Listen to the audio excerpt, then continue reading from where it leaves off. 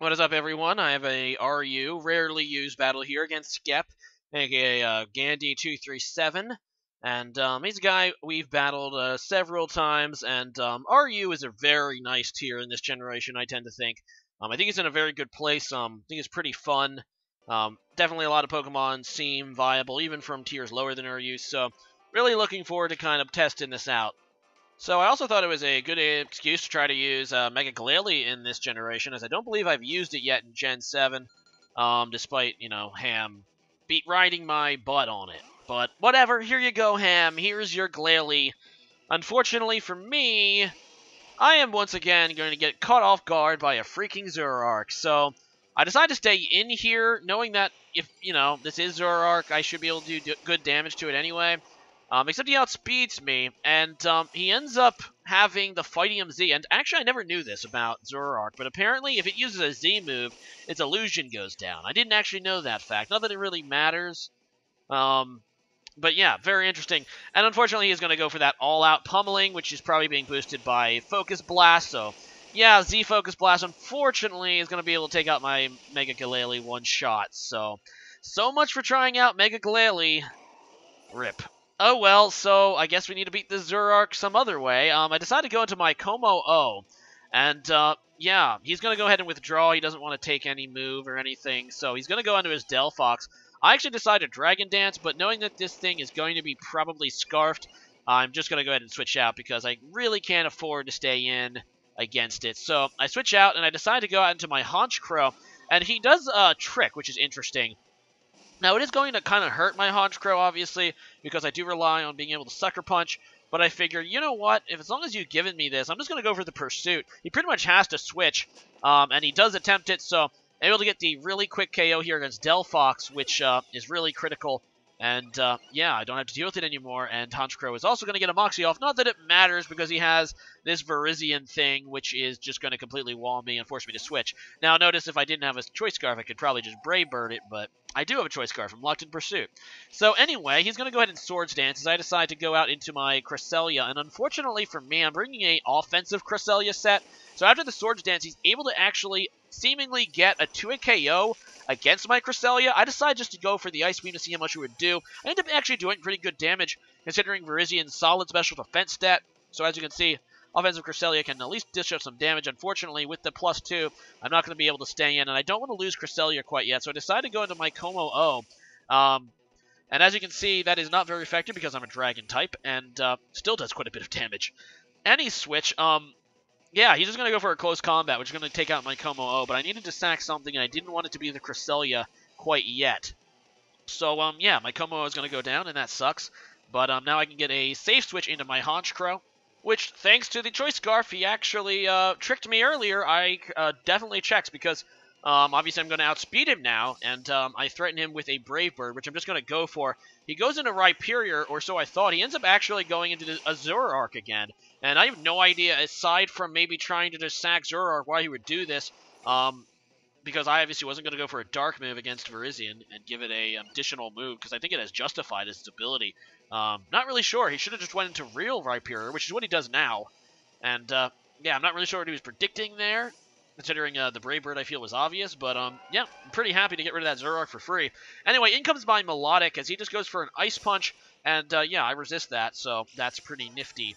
And, obviously, I'm just going to eat my leftovers. Delicious, delicious leftovers and healing. Especially the healing part.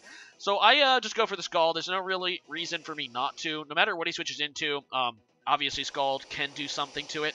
And he ends up going into his Feraligatr. Unfortunately, I do not get the burn, which would have been really nice.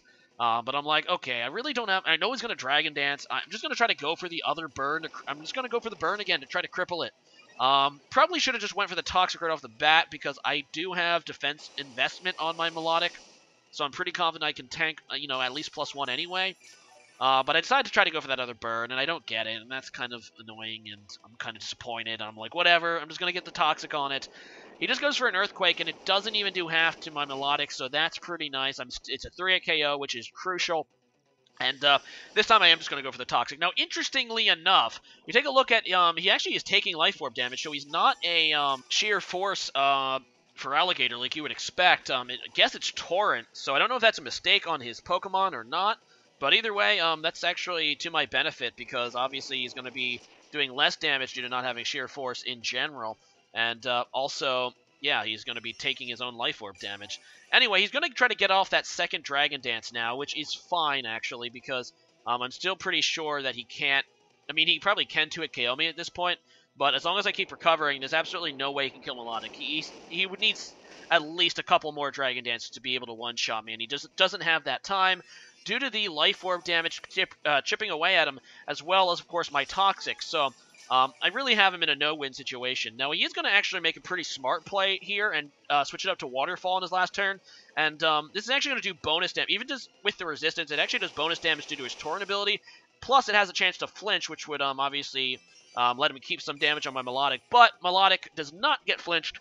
And, yeah, I'm just able to recover back to full, which is great. And Melodic just completely countered this for Alligator.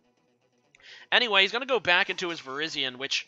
honestly, probably should have tried to go into sooner. I do not want to take an unboosted Leaf Blade because I know this guy is attack invested. I do have Ice Beam, but I just decided to switch back into Cresselia. I was actually expecting him just to attack me, not wanting to take another Ice Beam. So, unfortunately for me, he just does go for the Swords Dance. I know I can take at least one, judging by how much it did last time, and in fact, I got some leftovers recovery since then. So I'm just going to try to go for the Ice Beam. I know it's not going to kill, but it leaves this guy at red HP, so, I mean, I guess that's something. I have to sack something to this guy because I gave him +2 again. And yeah, just going to go ahead and Leaf Blade my Cresselia, and Cresselia goes down. But it does give me another safe switch, and I'm just actually going to go into my Donphan. Now, it might seem like a weird switch to you, but I know I have Sturdy, so he can't possibly kill me, and I decided just to go for the Earthquake. I don't actually have Ice Shard on this Donphan. I was actually kind of hoping that he'd try to, you know, switch out to save his Virizion, expecting the Ice Shard. Fortunately, that didn't happen. I don't even need Sturdy, by the way, to live a +2 Leaf Blade. That's how, you know, amazing Donphan is. And the reason I don't have Ice Shard on this particular Donphan is because I carry both Rapid Spin and Stealth Rocks on this Donphan. So, whatever. In comes his kommo-o as he just gets the Dragon Dance, and I decide to go for the Earthquake again. And like I said, I'm hoping that this might be a 2-hit KO, but even with the stab, kommo-o is pretty bulky, and he's going to be a 3-hit KO. Now, he makes somewhat what I thought was a misplay here. If I was him, I would have probably tried to go for that second Dragon Dance. Instead, he just goes and heads and finish off my Donphan. I guess he was worried that I might be able to hit him with Sucker Punch or something.